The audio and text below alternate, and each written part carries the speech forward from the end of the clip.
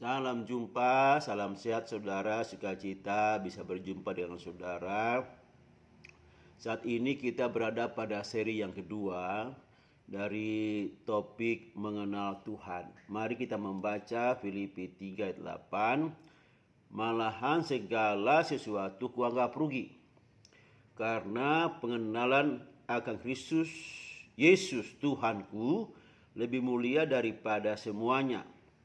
Oleh karena dialah aku telah melepaskan semuanya itu dan menganggapnya sampah, supaya aku memperoleh Kristus. Saudara, demikian firman Tuhan. Mari sama-sama kita renungkan. Saudara, hidup ini kalau kita benar-benar di dalam Tuhan, menjadi orang Kristen sejati, maka kita harus dapat memisahkan. Harus ada pemisah yang tegas, saudara. Pemisahan tegas antara hidup yang lama, yang duniawi dulu, dengan hidup yang baru di dalam Tuhan. Ya, harus ada ketegasan dari kita untuk gaya yang lama, hidup yang lama itu kita tinggalkan. Dan kita masuk pada dunia yang baru, hidup yang baru, menjadi manusia yang baru di dalam Kristus. Ini kita tinggalkan. Kalau kita sungguh-sungguh. Masalahnya saudara, masih banyak orang menamakan Kristen tapi hidupnya gado-gado. Dia rajin beribadah, dia pimpin ibadah, dia berkhotbah di sana sini, saudara. Tetapi kehidupannya itu masih membawa hidup yang lama, masih mau melakukan cara-cara yang lama, hidup duniawi, saudara. Ini bukan saja terjadi kepada jemaat, terjadi juga kepada hamba-hamba Tuhan seperti kita, saudara. Dia membuat penampilannya dibikin sedemikian rupa supaya orang kagum kepadanya. Dia membuat penampilannya dibikin dikamuflase sedemikian rupa supaya orang melihat dia bahwa dia itu hamba Tuhan yang benar. Tetapi apa yang dibalik itu, saudara? Perkataannya tidak bisa dipegang. Janjinya tidak bisa dipegang. Perkataannya kalau misalnya di depan jemaat, oke, bagus. Tetapi pada saat ketemu ada masalah, perkataannya sangat kasar, saudara. Dalam hal keuangan, tidak, saudara. Tidak jujur dalam hal keuangan. Ini bisa terjadi sama hamba-hamba Tuhan. Sama seperti kita, saudara. Ini bisa hamba Tuhan seperti kita. Dia gembala, dia berkhotbah, dia sebagai orang yang dianggap oleh jemaatnya luar biasa kehidupannya. Tetapi sebenarnya kehidupannya masih kehidupan yang lama, saudara. Nah, kita berharap jemaat kita semua, kalau kita sudah di dalam Tuhan, mari kita tinggalkan cara-cara yang lama. Kita masuk pada cara yang baru. Tinggalkan kehidupan yang lama, masuk pada kehidupan yang baru. Kehidupan yang saling mengasihi dengan tulus, saudara. Sebab kita punya aturan, saudara. Punya aturan yang di atas aturan yang dibuat manusia. Yaitu aturan kasih. Aturan kasih ini menjadi standar hidup kita.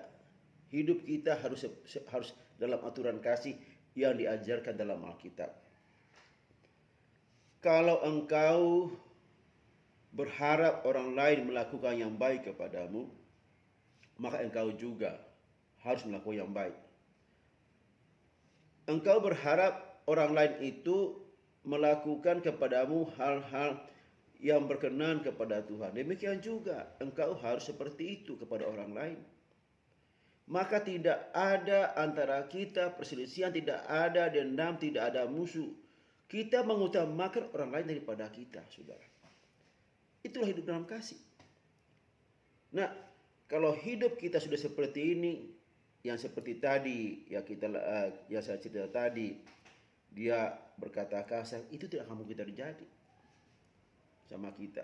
Jadi harus ada pemisahan yang jelas antara yang mulia dan yang sampah, saudara. Paulus demikian.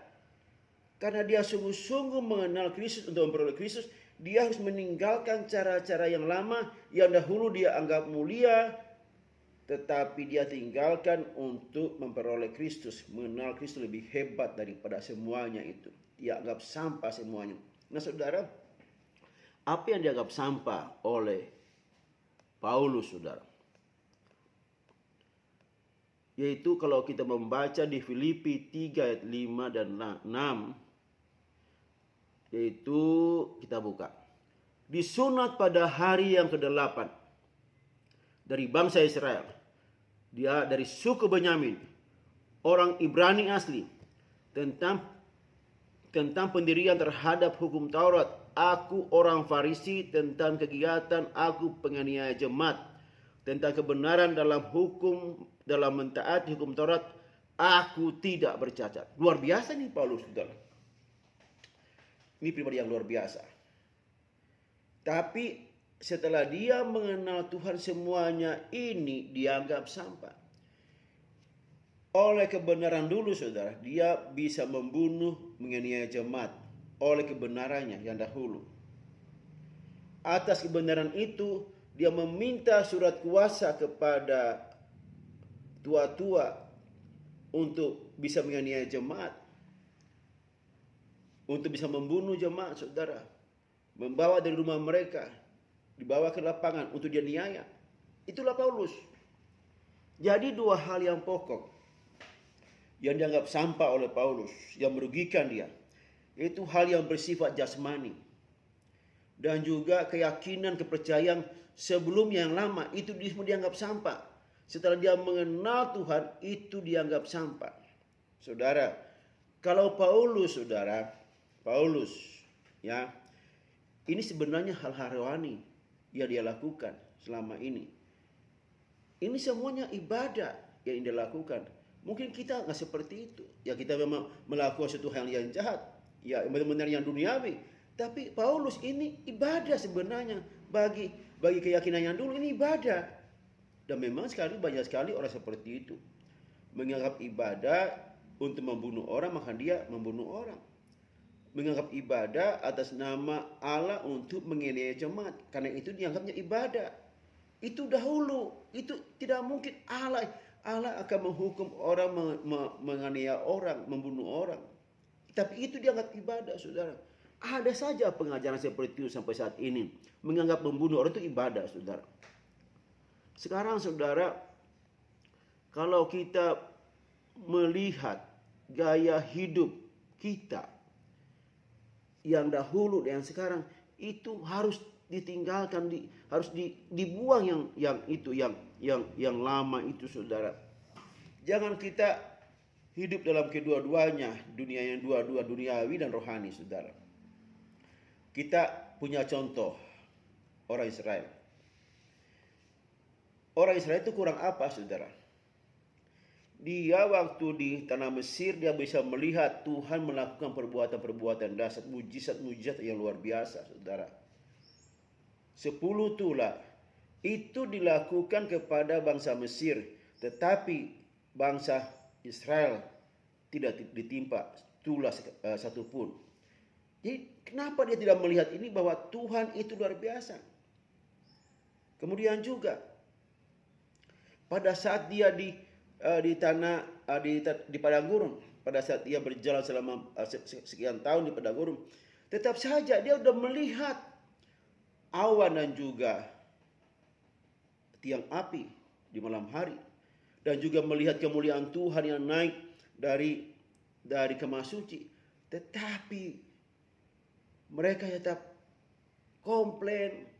Kalau ada masalah, mereka mau balik ke Mesir. Kalau ada masalah seperti di Kades Barnea, mereka semalam-malaman berteriak, menangis. Kenapa kami dibawa ke sini, mau dibinasakan? Saudara, ini orang Israel. Mereka secara jasmani dibebaskan dari Mesir. Secara badan mereka dibebaskan. Tetapi pikirannya masih terbelenggu. Masih ditawan oleh perbudakan di Mesir. Masih Walaupun mereka sudah tidak di Mesir lagi, tapi perbudakan masih berlangsung. Itulah sebabnya hamba Tuhan berkata, perbudakan itu dari kematian Yusuf sampai Exodus 360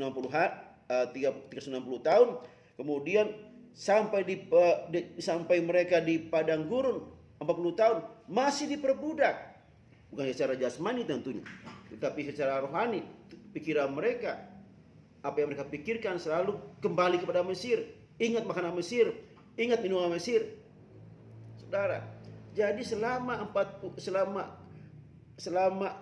tahun di Mesir, di padang gurun itu mereka masih terikat dengan Mesir. Sampai Tuhan bilang di Gilgal, saudara, mulai saat ini ku hapuskan celah Mesir daripada bangsa ini.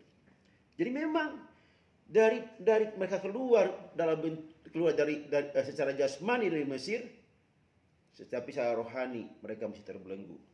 Sehingga apa? 603.000 pada waktu pencacatan mereka di Gunung Sinai. 603.550 saudara. Yang umur di atas 20 tahun yang tercatat, semuanya Tuhan binasakan di padang gurun. Memang saudara, Tuhan tegas kalau seperti ini. Tegasnya kenapa? Kenapa tegas saudara Tuhan? Tegas sekali untuk membunuh mereka. Karena sudah melihat perbuatan-perbuatan Tuhan selama ini mereka keluar dari Mesir, di Mesir dan keluar dari Mesir. Mereka sudah melihat, tapi mereka tidak percaya, masih ragu saudara. Memang kalau kita melihat itu, Tuhan itu sangat tegas. Karena mereka alami, tapi mereka masih ragu-ragu. Masih komplain kepada Musa. Nah memang kalau kita terapkan kepada hamba-hamba hukum, mestinya kalau hamba-hamba hukum, kalau mereka melakukan kejahatan, mereka harus dihukum lebih tinggi daripada orang biasa. Seperti polisi, jaksa, hakim, dan agung. Mereka tahu hukum, tapi mereka masih melakukan kejahatan. Mereka seharusnya dihukum lebih berat daripada orang-orang biasa, masyarakat biasa, saudara. Demikian juga Allah pada waktu bangsa Israel itu. Kurang apa Tuhan di padang gurun menyiapkan makanan, minuman buat mereka. Bahkan disaksikan kasutnya pun tidak rusak, baju pun tidak rusak. Kurang apa? Tetapi namanya masih mau hidup diperbudak dengan hidup yang lama. Mereka tetap komplain, tetap bersungut-sungut kepada Tuhan. Apakah ini menjadi contoh buat kita, saudara? Ini menjadi peringatan buat kita. Jangan hidup seperti bangsa Israel. Walaupun sudah berkata, sudah dibebaskan, tetapi mereka masih hidup dalam perbudakan Mesir. Demikian juga mungkin kita, saudara. Kita sudah menerima Tuhan Yesus sebagai Tuhan dan Juru Selamat. Tetapi kehidupan kita, saudara, masih hidup yang lama. Saudara, tinggalkan hidup yang lama, saudara. Nah, ini kalau kita membaca 1 Korintus 10 itu tentang bangsa Israel, dia selalu menginginkan yang jahat, itu ayatnya. Nah, tapi saya nggak usah baca. Jadi kalau saudara mau membaca di 1 Korintus 10, dia menginginkan hal yang jahat, itu ayatnya 6. Kemudian dia menjadi penyembah berhala juga. Bayangkan udah di sama Musa, saudara, dia masih bisa kawin dengan orang-orang yang bukan orang Israel, masih bisa melakukan penyembahan berhala mereka, saudara.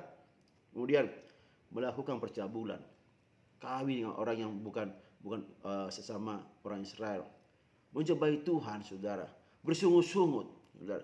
Apa kita mau hidup seperti ini, seperti bangsa Israel, saudara? Saya katakan tidak. Jangan, saudara.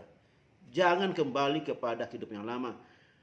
1 Yohanes bilang begini, kalau engkau sudah di dalam Tuhan, maka engkau wajib hidup seperti Kristus hidup. Memang standarnya tinggi, saudara. Standarnya sangat tinggi. Di surga itu bukan orang ecek-ecek yang masuk, saudara. Bukan orang biasa, pecundang, saudara. Bukan. Kita harus hidup sama seperti Kristus hidup. Nah, saudara-saudara, mari kita tinggalkan hidup yang lama, saudara, supaya kita memperoleh Kristus. Tinggalkan yang sampah, tinggalkan yang merugikan kita. kita ambil perkara-perkara yang mulia dalam kehidupan kita. Yeremia 9:23 sampai 24. Beginilah firman Tuhan, janganlah orang bijaksana bermegah karena kebijaksanaannya, janganlah orang kuat bermegah karena kekuatannya, janganlah orang kaya bermegah karena kekayaannya, tetapi siapa yang mau bermegah, baiklah ia bermegah karena yang berikut ini, saudara, bahwa ia memahami dan mengenal aku, bahwa akulah Tuhan yang menunjukkan kasih setia, keadilan, dan kebenaran di bumi. Sungguh semuanya itu kusukai. Demikianlah firman Tuhan, saudara. Saya berdoa kepada Bapa di sorga. Biarlah kami sungguh-sungguh menjadi orang Kristen sejati, Tuhan. Meninggalkan cara-cara hidup yang lama. Masuk pada dunia yang baru, hidup yang baru, menjadi manusia yang baru. Hidup sungguh-sungguh di dalam Tuhan. Terima kasih. Beri kekuatan kepada kami Roh Kudus untuk hidup di dalam Engkau. Dalam nama Yesus. Haleluya. Amin. Tuhan berkati kita semua. Haleluya. Amin.